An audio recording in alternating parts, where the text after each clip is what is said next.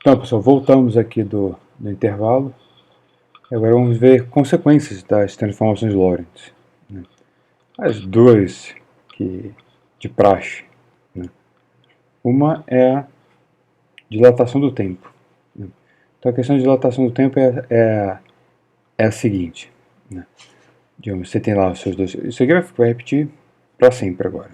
Então tem o referencial inicial K, o K', o K' tem velocidade v com relação a K.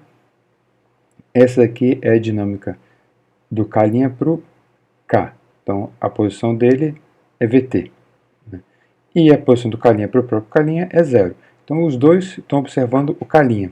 Então o K' para ele está parado e para o K ele está andando com velocidade constante uniforme em direção x. E agora vamos ver a questão usando transformações de Lorentz, né? Digamos, se x' é zero, né? Então digamos se quer comparar esse está andando, o outro está andando, enquanto esse cara anda um tanto, né, ele fica olhando o K' andar um tanto, né, então um ΔT. Né? E digamos, nesse mesmo tanto para o K', que é não fazer nada, andou um ΔT'. A gente vai comparar esses ΔTs. Então T' é T' aqui é x' a zero. Então digamos assim, se no instante T1' ele estava aqui para o K', né, e no instante T2' ele estava aqui para o K, né, então eu tenho um ΔT' e um ΔT. Né. Então você pega esse intervalo de tempo do K, né, então aqui seria T2, 2, aqui é 0. 1, 1', aqui é 0. E tu pega a diferença dos dois, aqui é um ΔT. Né. Aqui vai estar ΔT' e vai dar essa raiz. Então essa é a relação entre os tempos. E esse cara daqui é maior que ΔT'. Então o ΔT é maior que o ΔT' porque aqui é ΔT' dividido por um cara menor que 1. Né? O V entre 0 e C. Então esse cara é maior que o ΔT'. Então por isso que se diz dilatação do tempo, porque o tempo, a gente sempre vai pegar, digamos assim, esse dilatação e contração sempre faz referência ao K, digamos, o cara que está parado, é o nosso que tem prioridade. Mas é sempre comparando com o outro que está em movimento. Então você pode pensar que, na verdade, o cara que está em movimento, o tempo passa menos tempo para ele do que para o K. Então se você correr, você se mantém mais jovem, você envelhece mais devagar. Essa é a lição, depois a gente vai voltar nisso nesse vídeo ainda. Então ΔT', ΔT tem aqui essa raiz. Isso aqui é a relação. Acho que deu para entender. E digamos, o efeito oposto é a contração do espaço. Mesma situação, tem K, K'. De novo, cara! Só que agora, digamos, vamos supor que o K', ele digamos, acompanha o K' uma barra. Aqui. Então, para o K' essa barra, uma ponta dela é x2', outra ponta dela é x1'. Né? Para o K', essa barra tem repouso, porque tanto o K', aqui nem apareceu o K', mas tanto o K' quanto a barra, os dois têm a mesma velocidade constante uniforme com relação ao K. Então, do ponto de vista do K', essa aqui é a barra parada. Essa barra parada para o K', esse comprimento que ela tem, é o que a gente chama de comprimento próprio. Então ele ela está paradinha, ele botou uma régua aqui, né, pegou uma ponta, subtraiu aqui um valor do canto, do outro, tem um ΔX', né, esse que a gente vai chamar de L0, porque é o tempo próprio. Igual aquele ΔT' seria, digamos, o tempo próprio também. Né? É o tempo, você estava correndo com o seu relógio, aí ele está passando o seu tempo biológico. O relógio está com você. E o outro estava olhando você correr, fazendo nada. Então aquele seu ΔT' seria um ΔT próprio, igual aqui, esse comprimento aqui é um comprimento próprio.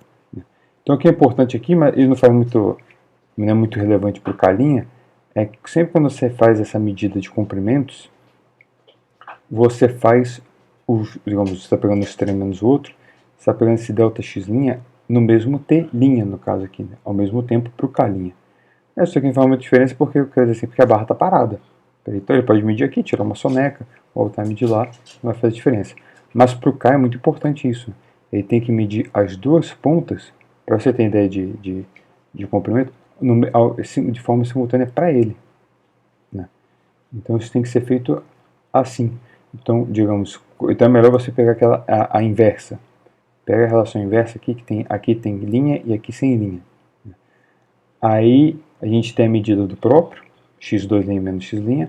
Então no 2' aqui vai ser 2, no 1' aqui vai ser 1, mas quando eu pego a diferença, eu estou medindo, eu quero saber a diferença aqui dos dois, entre o x2 e o x1, eu tenho que pegar no mesmo t.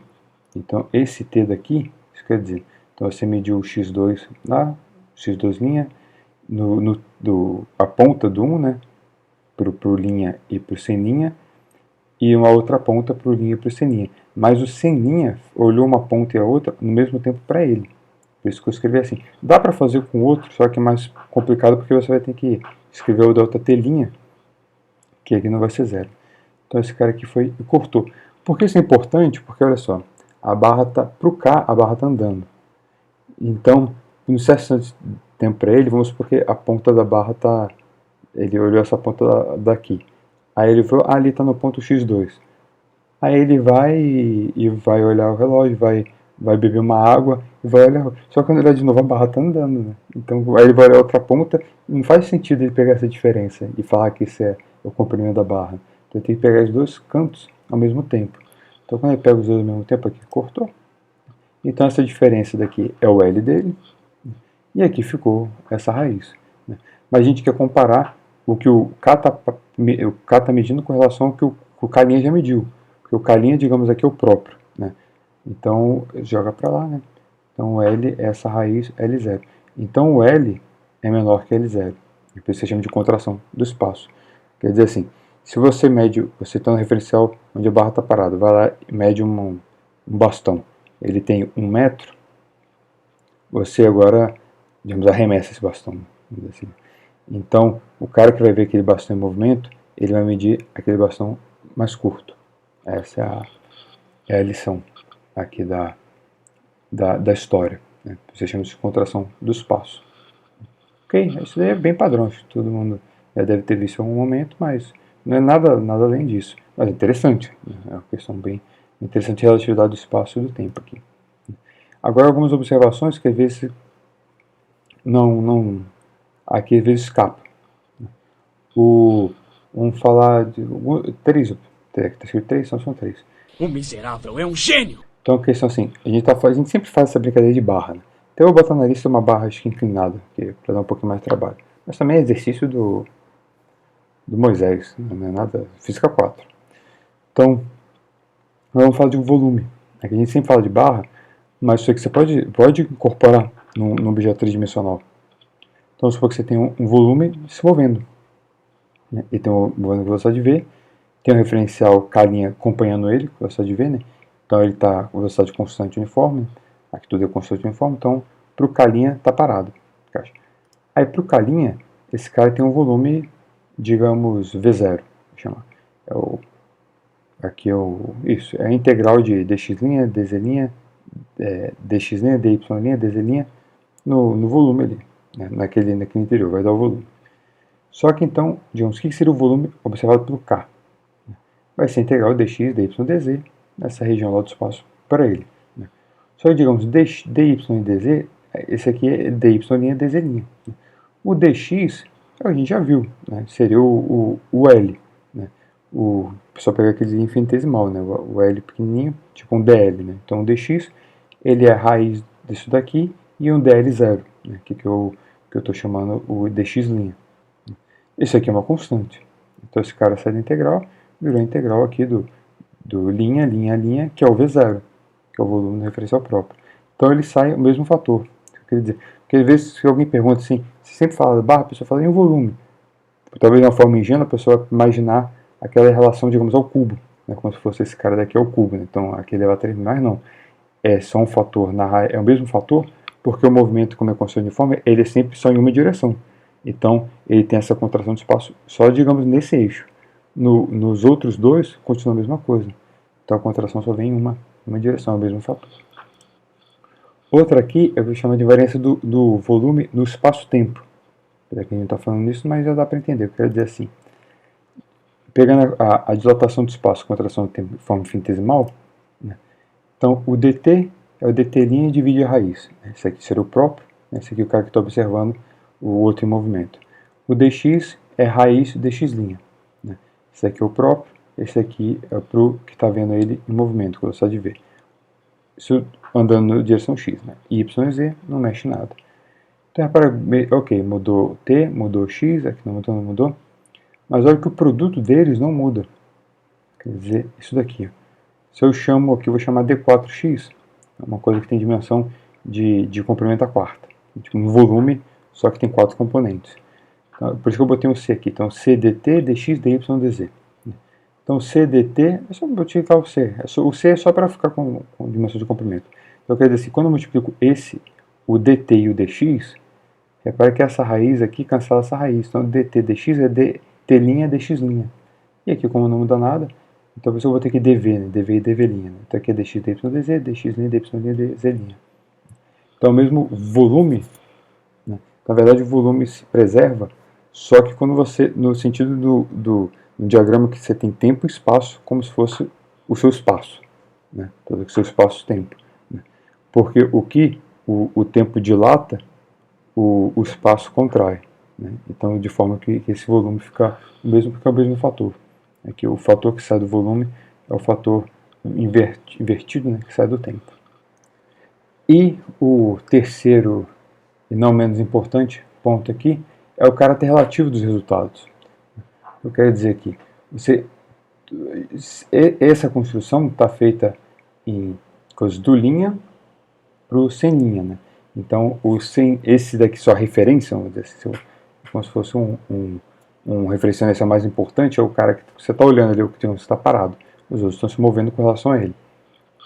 Então você está pegando informações do cara que está se movendo para ele e está pegando informações que o linha tem, né, e está se referindo para ele. Então aqui o dt linha, com isso daqui você cria o dt, com o dx linha você cria aqui o dx. Então isso aqui tudo do ponto de vista do k. Né? Mas o k é um referencial inercial tão bom, né, e fisicamente eles são equivalentes, né, quanto o k' é tão bom quanto o k. Então, do ponto de vista do k', você concorda que o v está andando para a esquerda com velocidade, com o mesmo modo. Né? Então ele está andando com velocidade menos v. Então aqui como é v quadrado, isso aqui não muda. Mas aí quando você faz a mesma construção, então aqui vai ser linha e aqui vai ser sem linha. Então digamos, do ponto de vista do k, o relógio do k' é mais curto, e o comprimento do k' é maior. Né? Ou pode pensar ao contrário. O tempo dele é dilatado e o espaço dele é contraído, né? Quando ele está olhando o que o k' está medindo. Né? Só que com relação ao k', ele olhando uma coisa que o k está medindo, pode ver assim, tem uma barra aqui e uma barra aqui. Duas barras que no comprimento próprio é L0.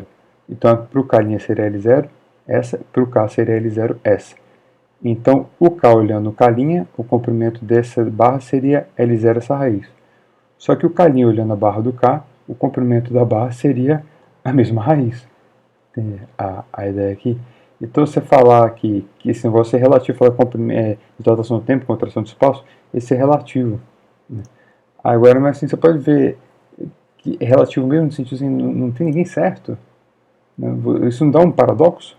Talvez, porque você fala assim, a barra tem um comprimento, a barra do outro é menor para o K, mas a barra do K' é menor para o K, mas a barra do K é menor para o K'.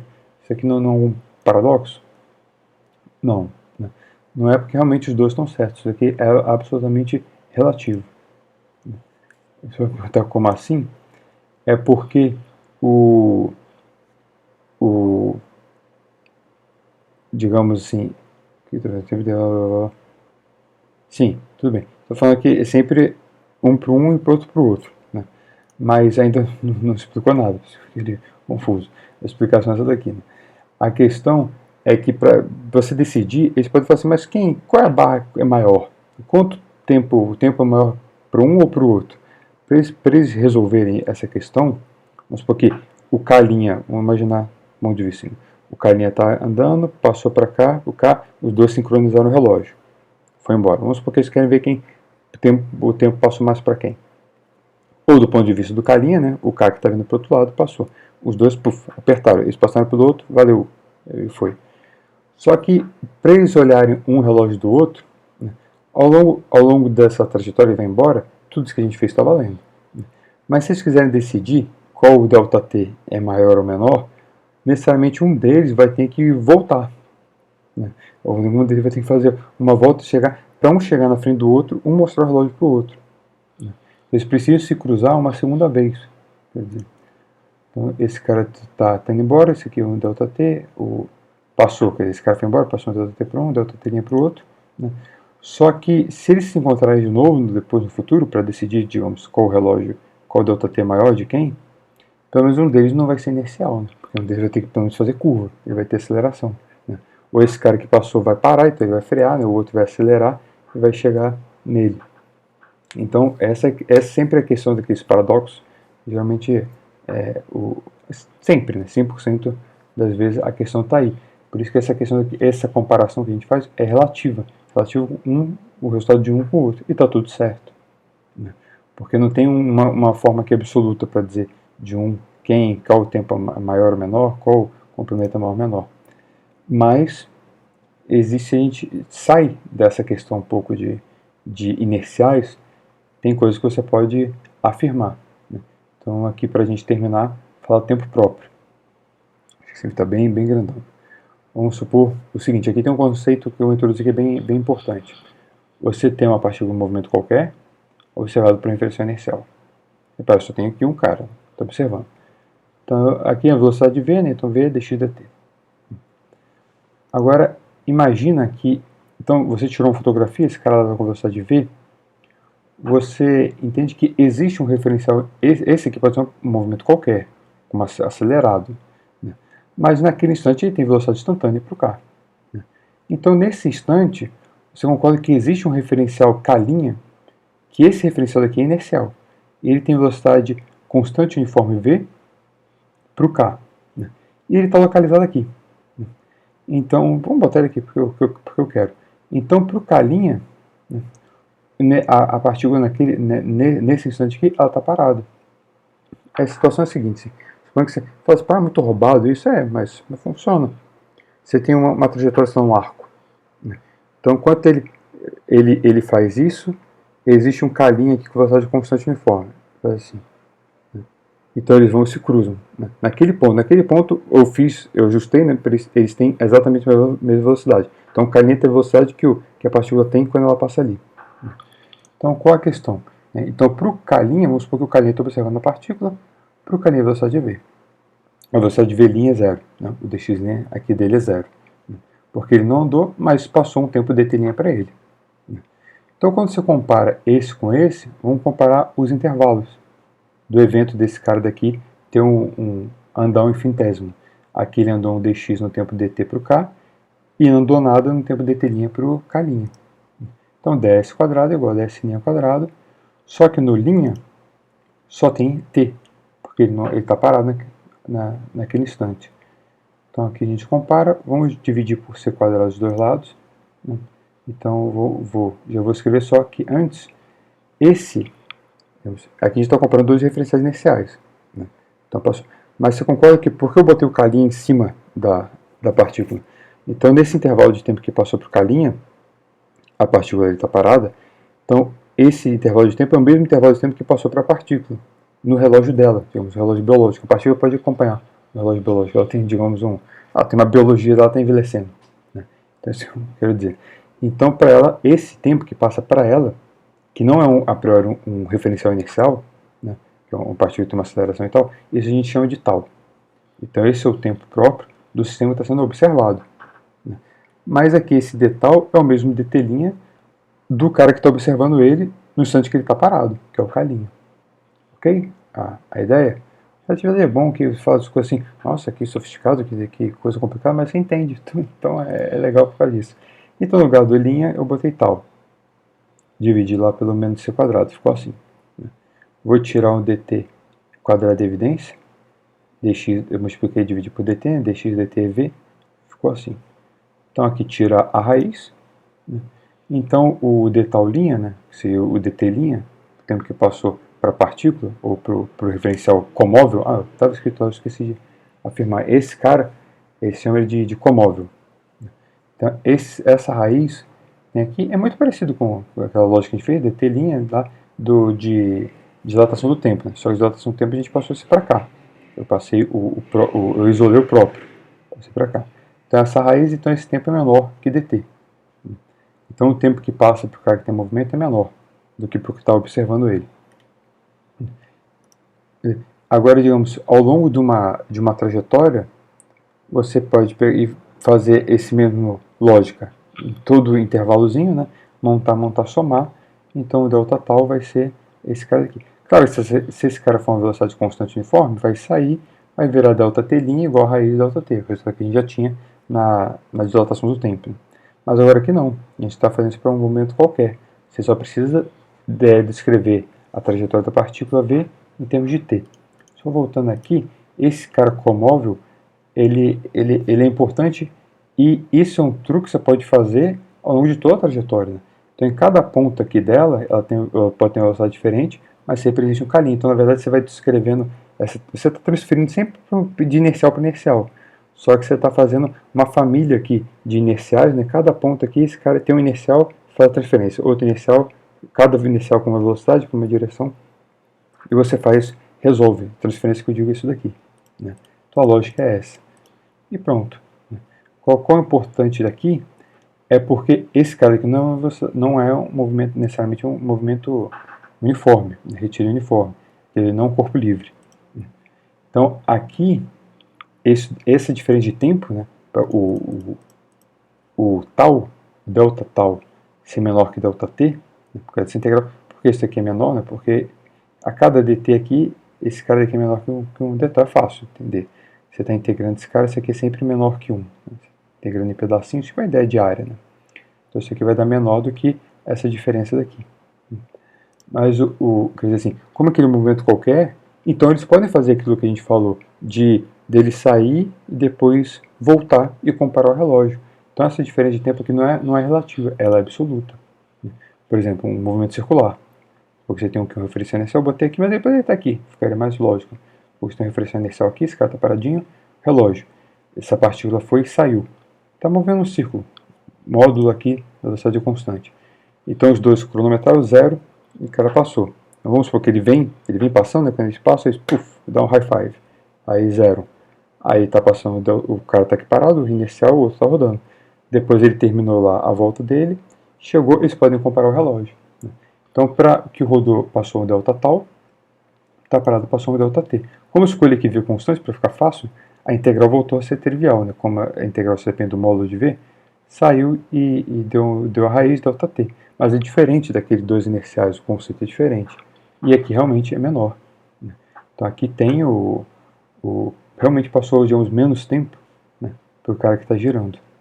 Então o tempo do que está parado foi dilatado. Essa é a ideia aqui. Então, se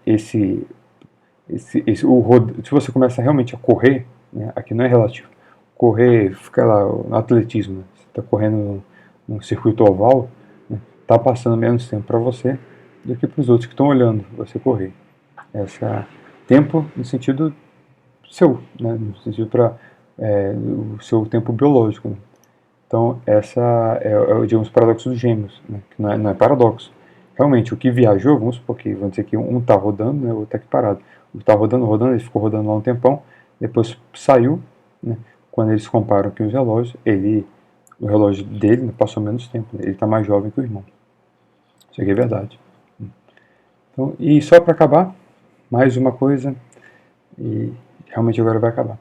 Você pode, isso aqui eu quis botar só para de uma bobeira, porque você pode sempre estar comparando alguma coisa com inercial.